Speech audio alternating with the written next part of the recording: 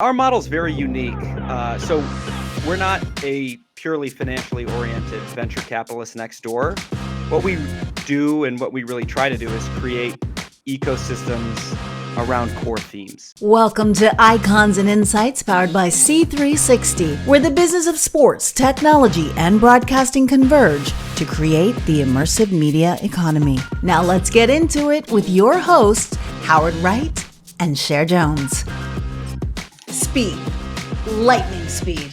When we're talking about the world of investing and the world of tech, that's exactly what you need. And I know, Howard, you know this all too well. So talk to me a little bit about the guest that we have coming on today for this episode.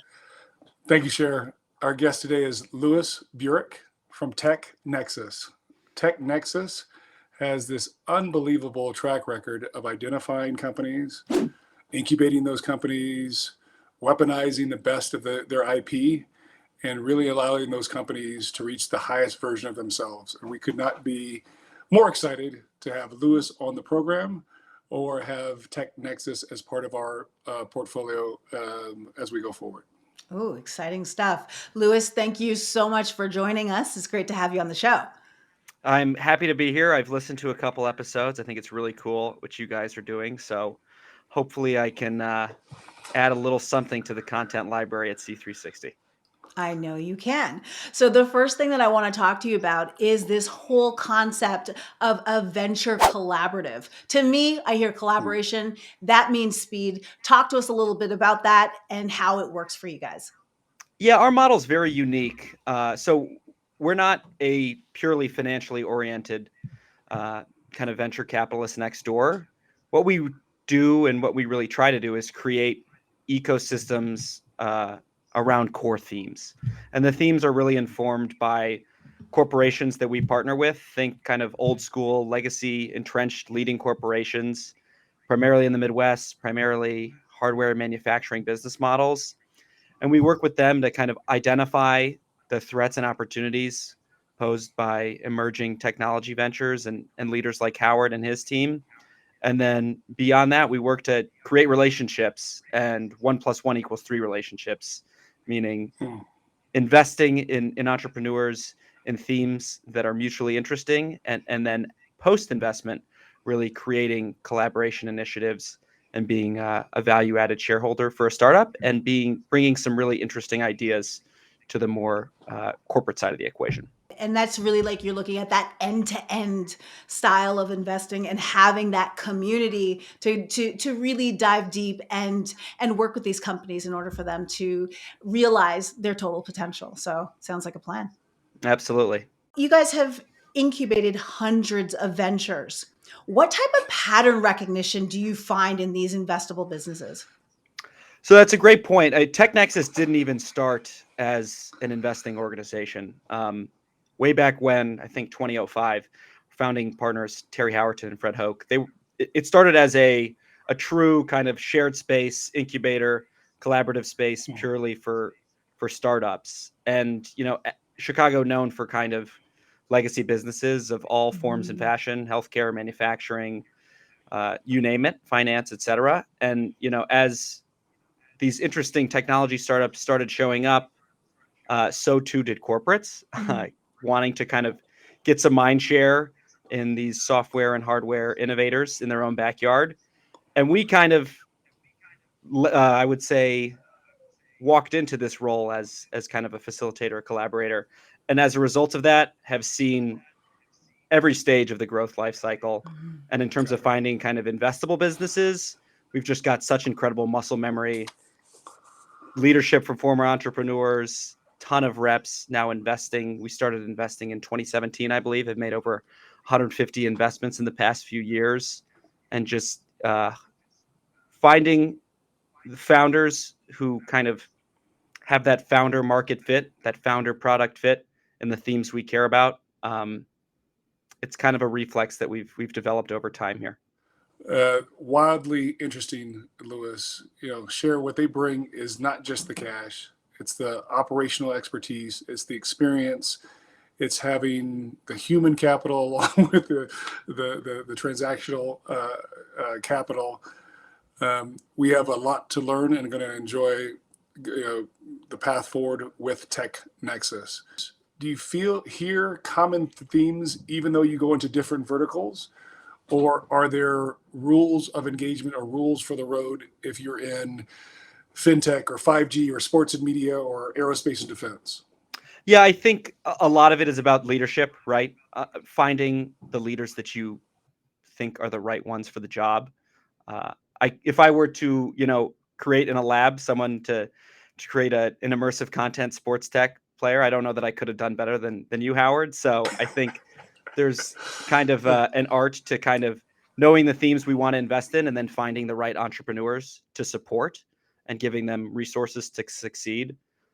I think another kind of core pattern is just getting good at understanding what value is at stake and what the real opportunity at stake is here, and having the ability to quickly draw up a framework to say, if this company does what they think they can, what does that look like from a business perspective, and why do we think this team is the one to do it? And I think a big piece of the second part, the ability to execute, is that leadership team, and it's a muscle fiber that we exercise a lot in terms of understanding what makes founding teams or management teams unique and well suited for a given business.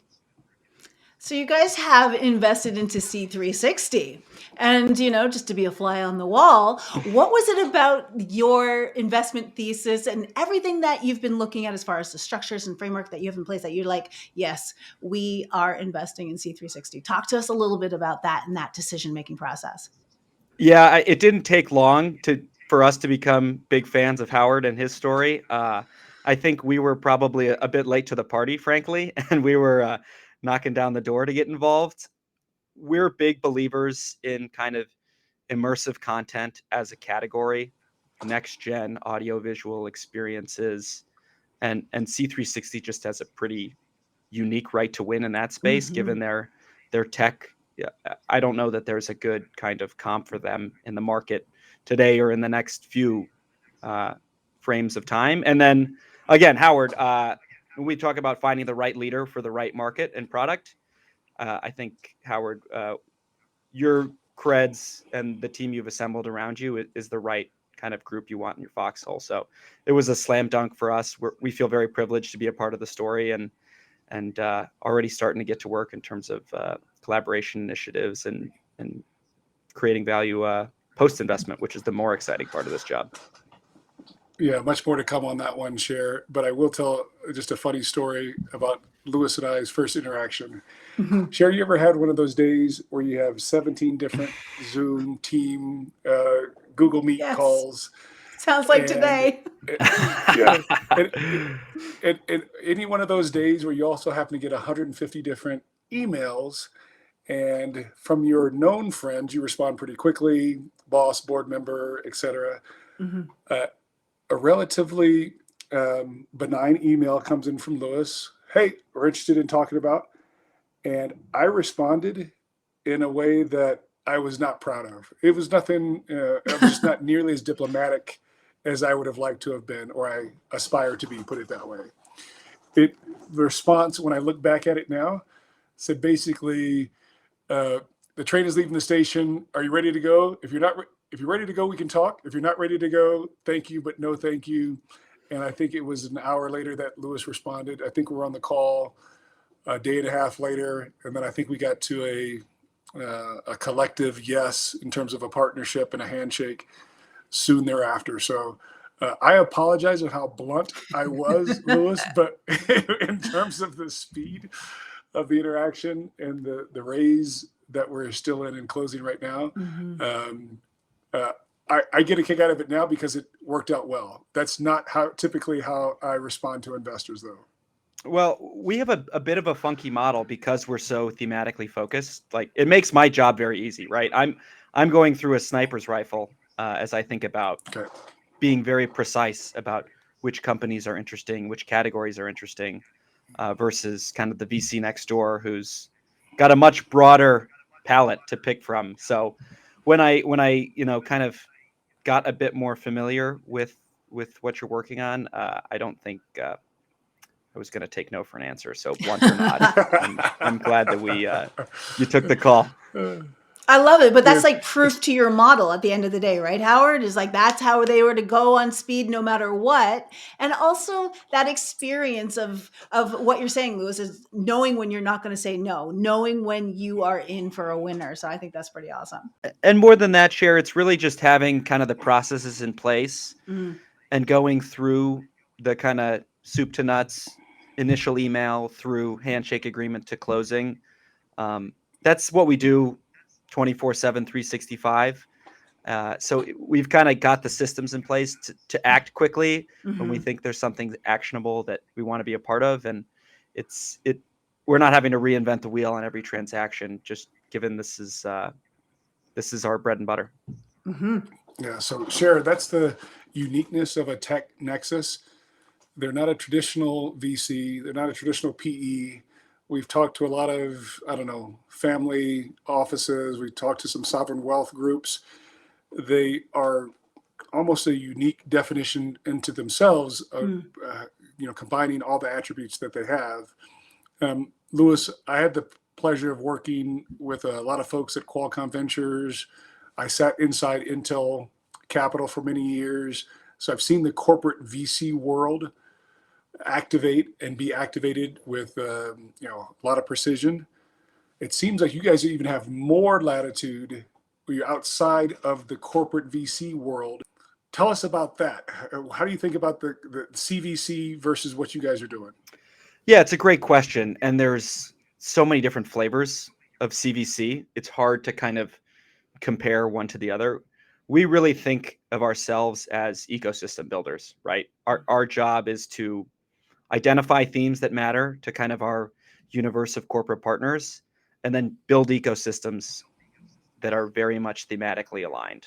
And I think that's probably why, the C360 story fits so quickly, and why we were able to build conviction so quickly is because we live in that AV world, that audiovisual world. Immersive content is not something, you have to sell us on, given that that's a core ecosystem for us. And we've invested in different parts, components, enabling technologies, media output technologies that touch that ecosystem. So I think it's different in that there's not a singular corporate mandate in the same way that most CVCs have. It's more about leveraging ventures and unlocking value from ventures around specific thematic ecosystems. I don't know if that answers your question, though. It's a long conversation to kind of unpack all that our model is and isn't. No, but I love it. And at the same time, there's also a lot more to unpack as far as how you approach different ventures and the different things, and how you customize what you do for each one in order to be able to move at this breakneck speed that your model has allowed and afforded you to do. So the question I have is, as there are other young entrepreneurs out there or young startups out there, how do you suggest they prepare themselves for this opportunity and for the due diligence that has to happen, especially with a company like yours? It has to, or collaborative like yours, it has to happen fast. So what do you suggest for them to be ready for that? Yeah, in a lot of ways, fundraising has become kind of like this sexy thing for a founder, for an entrepreneur, right? But at the end of the day, like being an entrepreneur, being a founder, being a CEO is about building a business, and fundraising is one component of that. But it's not you don't get a Hall of Fame plaque for raising a bunch of money. You get a Hall of Fame plaque for creating a ton of value and building a great business. So I think, to your point, Cher, being prepared for a fundraise process to do it expediently and in a efficient manner is a real superpower for a founder, for an entrepreneur. And I think kind of the marks of a good, well-run process and kind of preparing for a good, well-run process is there's an element of storytelling every time you're talking to an investor, having a coherent vision for a business and kind of articulating a 3 and 5 year plan and kind of the steady state vision of the business, where it is today and where it's going. And the other part is having the metrics to support the story and allowing an investor to get in the data room quickly and to get his hands dirty and really understand A, the talk track, and B, the evidence supporting it, because you can't have one without the other. And I think it's rare to find a founder or a CEO in an early stage business with a very lean team who excels at both. And it makes our job a lot easier when you have a CEO like Howard who's built a team that kind of can do both. All right, so Howard, clearly you done good. So we want to also get your experience as far as what do you suggest or advise entrepreneurs and startup founders to do when they're going through this whole due diligence phase? What do you suggest? Embrace chaos for sure. Mm-hmm. Hire a team like we've been able to hire a team that is subject matter experts in their fields and all, equally as talented, all more talented than I have ever aspired to be. Have your story and your mission statement align with the IP that you have. And if you don't have a defensible IP, guess what? Lewis is not going to call you back. Folks that sit in seats like Lewis's are, connected to transformational, next generation, paradigm shifting experiences, not a me too. And if you're doing something that is infringing on somebody else's IP, you're just going to be a licensee. You're not going to be a startup company. And then finally, I would suggest to other founders and CEOs that you better have a deep reservoir of perseverance, because you're going to hear no a lot more than you've ever heard. And the folks that are going to lean in and embrace you and lock arm in arm with you are going to be extraordinarily tight partners.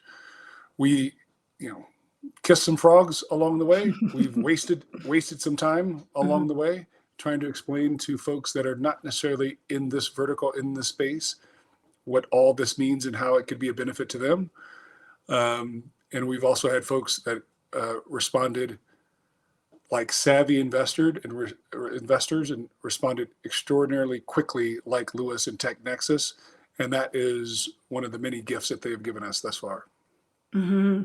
And so, when we think about everything that you've experienced, I think all of those pieces come down to the ability to act quickly. Like speed has been the name of the game, like lightning speed here.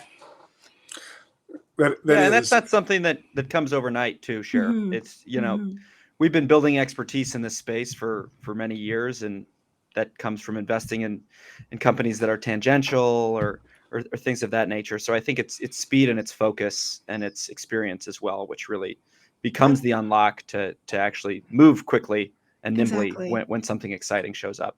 So how much of this okay, so we know that you've got the systems and the structures in place and you have the experience, but at what point do you also rely on intuition as well? Because it can't be all systems and relationships. There's got to be a little something, something. So tell me a little bit about that.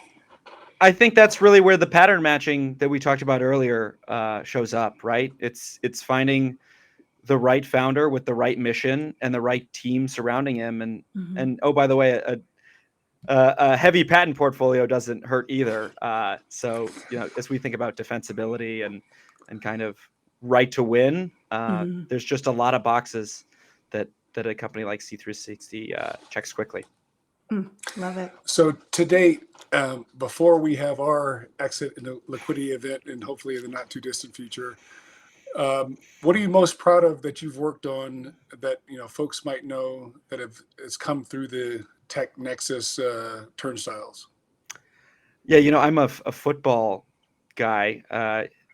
The Tom Brady expression is always right. What's your favorite championship? The next one. Yeah. We're pretty early in our life as a fund manager. There's a whole bunch of great success stories in the portfolio already, but I think we're not yet at the harvest mode as a fund manager.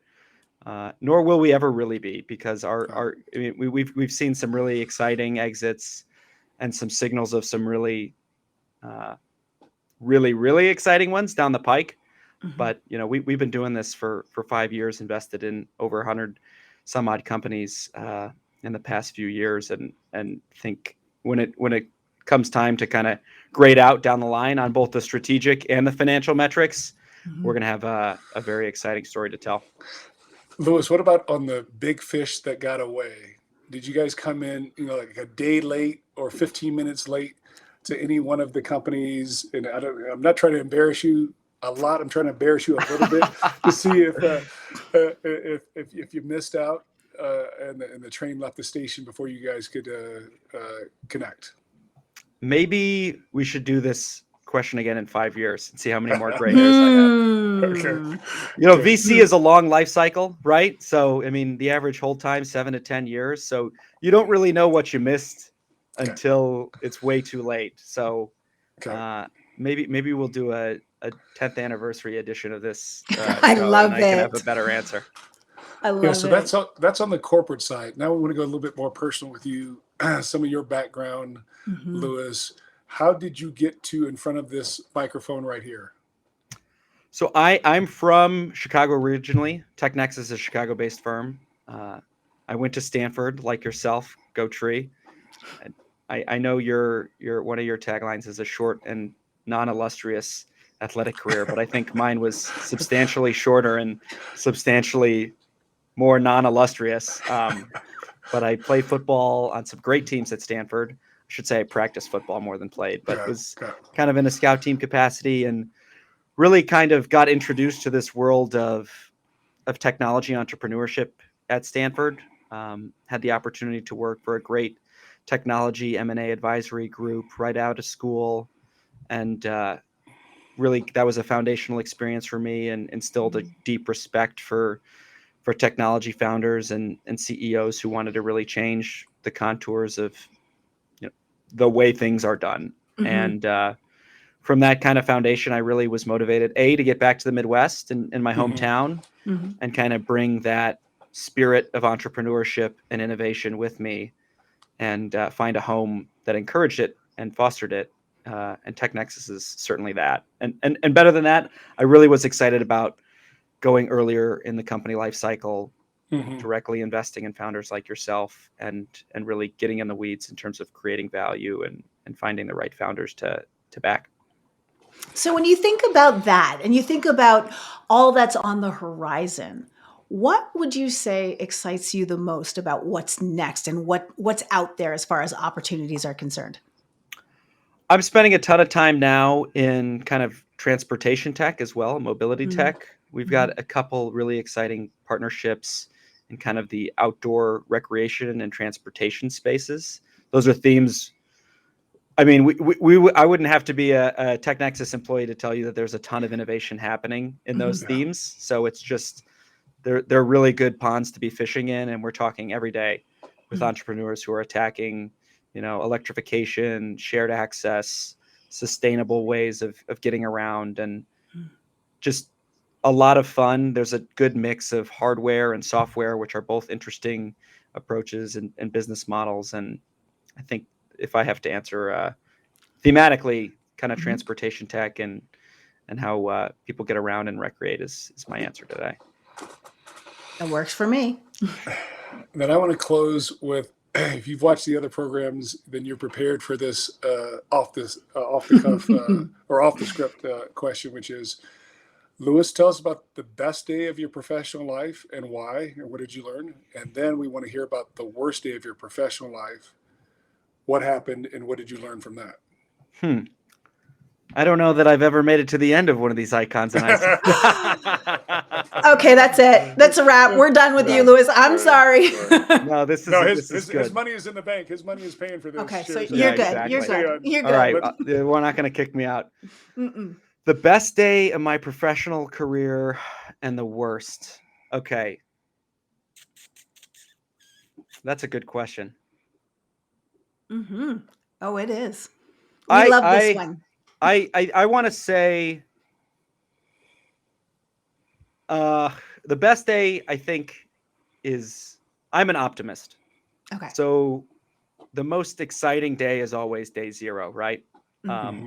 So getting the opportunity to come home and transition to kind of this role at TechNexus was a phenomenal day in my career. Let's put that at number one. Not that the days after have been bad, but in terms of just kind of turning the page in your career and thinking about an inflection point in my career and moving from the West Coast back to the Midwest and being able to plant my flag as an investor in such a phenomenal firm.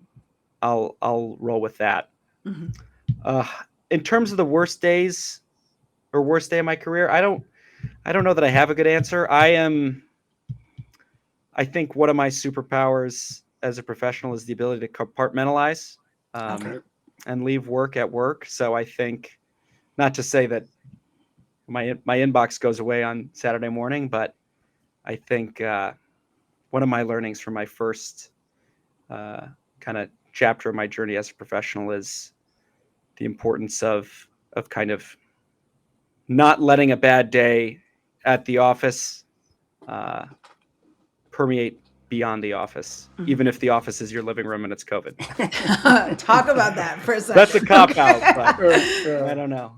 No, that makes a lot of sense. And please, Lewis, we want to thank you for coming on. Also, when you see or chat with Allison or Phil, give them a hug or a virtual hug from us for sure. They were instrumental in this as well. And really look forward to what we're going to be able to do together for a very long time. Absolutely. Privileged to be on the journey with you, and thanks for having me on. This was super fun. Oh, it was great to have you. And again, we talked about speed, lightning speed, and you really laid it down for us. This was like a masterclass worth watching again and again. So if you guys are watching, make sure you share this with a friend, because there are a lot of founders out there who need this particular episode. So thanks so much for watching Icons and Insights, and we'll see you on another episode.